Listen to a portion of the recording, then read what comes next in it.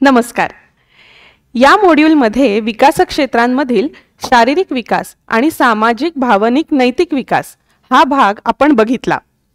आता आपण समजून घेणार आहोत अभ्यासाच्या विकास क्षेत्रांमधील पुढील क्षेत्र बोधात्मक विकास.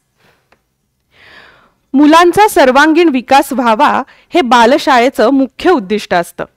पण औपचारिक शिक्षणाकडे नेताना मुलांची हीच प्रक्रिया सहज घडावी हाही मुख्य हेतू आपण लक्षात घेणं गरजेचं आहे. मनात आठवून बघूया का, तुम्हाला आठवणारा एखादा पदार्थ जो ज्ञानेंद्रियांमार्फत तुम्ही ओळखू शकाल. असे अनेक पदार्थ तुमच्या मनात आले असतील. थंडगार आईस्क्रीम, तिखट मिरची, आल्याच्या चहाचा सुवास. मूल भोवतालच्या जगाला ओळखून घेताना पंचेंद्रियांचा वापर करत असतं.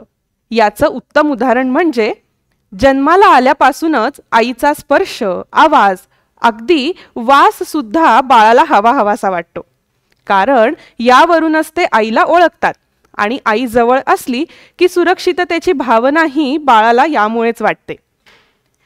पंचेंद्रियांमुळे मुलं ज्ञान मिळवतात आणि म्हणूनच बालशाळेत मुलांना इंद्रिय शिक्षण देणं गरजेचं आहे.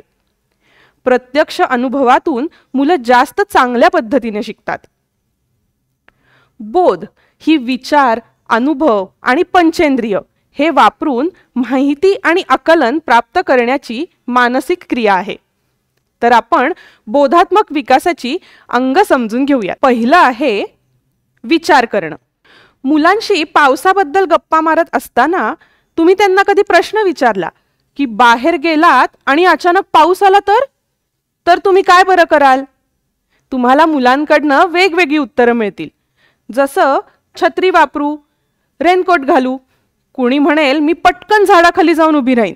कुणी म्हणेल मी मस्त पावसात भिजेन आणि पाण्यात थप थप उड्या मारीन. यावरूनच लक्षात येईल की विचार करणं ही प्रक्रिया बालकांना पूर्वी मिळालेल्या अनुभवावर, भाषेच्या अनुभवावर आणि संकल्पना शिकत असताना मिळालेल्या अनुभवांवर किंवा पंचेंद्रियांच्या अनुभवावर अवलंबून असते. पुढचं स्मरणशक्ती. मुलं स्मरणशक्तीचा खेळ खेळत असताना कधी बघितलंय का? कोणती वस्तू कुठे ठेवली आहे हे ओळखण्यासाठी त्या वस्तूचे रंग, आकार याप्रमाणे लक्षात ठेवण्याचा ते प्रयत्न करत असतात. कधी कधी त्या वस्तूचा आधी केलेला वापर किंवा त्याबद्दल असणारे अनुभव याचा वापर करून खेळ पूर्ण करण्याचा प्रयत्न करत असतात. यावरूनच आपल्याला कळतं की आठवणं या प्रक्रियेमध्ये आपण माहिती स्मरणातून घेतो.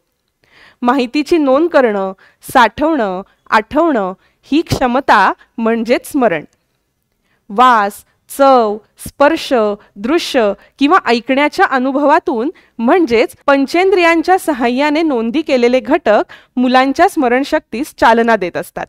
समस्या सोडवणं किंवा कार्यकारण भाव.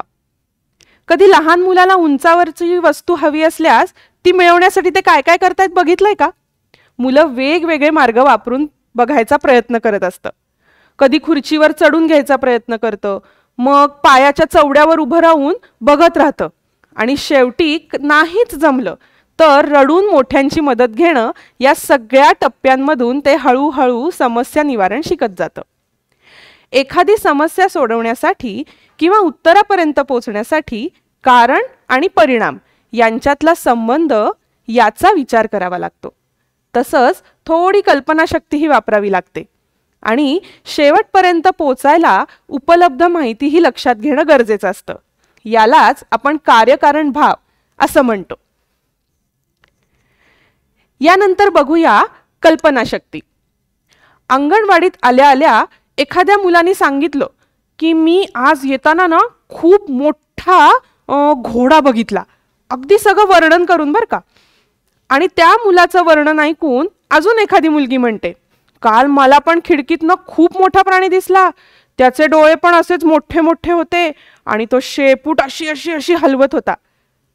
अशा काही कल्पना मुलं करत असतात. कधी कधी सांगतही असतात. त्यांनी काढलेल्या चित्राचंही वर्णन अशा प्रकारे करताना ते दिसून येतात. म्हणजेच आपण आपल्या आधीच्या अनुभवांवरून मनात चित्र उभं करतो. यातूनच नवीन नवीन कल्पनांची निर्मिती होते. आधीचे अनुभव आणि संकल्पना यांची सांगड घालत आपण कल्पनाशक्तीचा वापर करत असतो.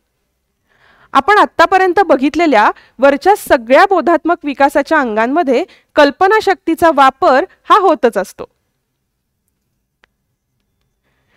पुढे बघूया संकल्पना निर्मिती.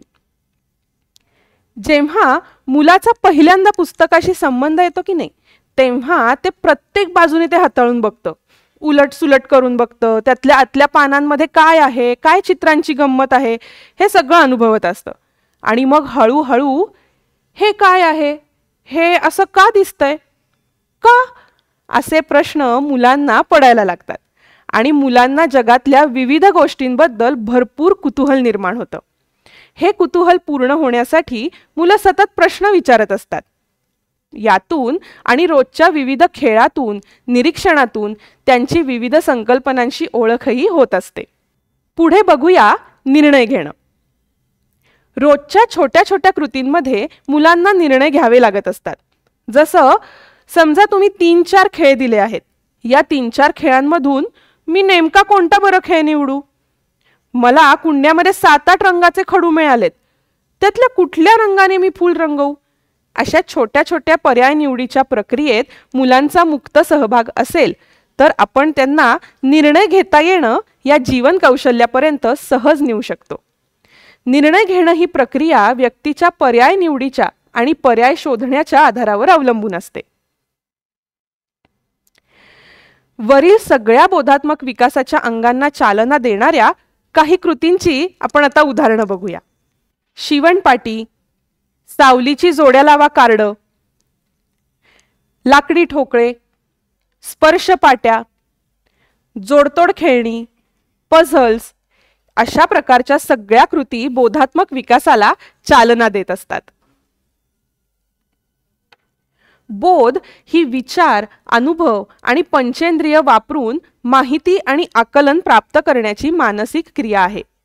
बोधामधील मानसिक प्रक्रियांची मदत मुलांना त्यांच्या आजूबाजूचं जग समजून घ्यायला होत असते.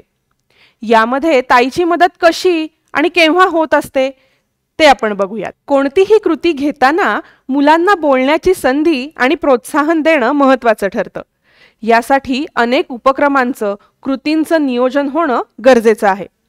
उदाहरणार्थ, मुलांच्या अनुभवांमध्ये विविधता यावी यासाठी परिसरात त्यांना फिरायला घेऊन जाणं, असे अनुभव आठवून त्याबद्दल गप्पा मारणं किंवा चित्र काढायला देणं, किंवा आपण याविषयी खेळही घेऊ शकतो. मुलांना जास्तीत जास्त प्रश्न विचारल्यास अथवा मुलांना प्रश्न विचारण्याची संधी दिल्यास मुलांच्या कल्पनाशक्तीला चालना मिळते आणि म्हणूनच बोधात्मक विकास व्हावा यासाठी मुलांना जास्तीत जास्त प्रत्यक्ष अनुभव देता येतील असं वातावरण आणि नियोजन आपण करूयात. धन्यवाद.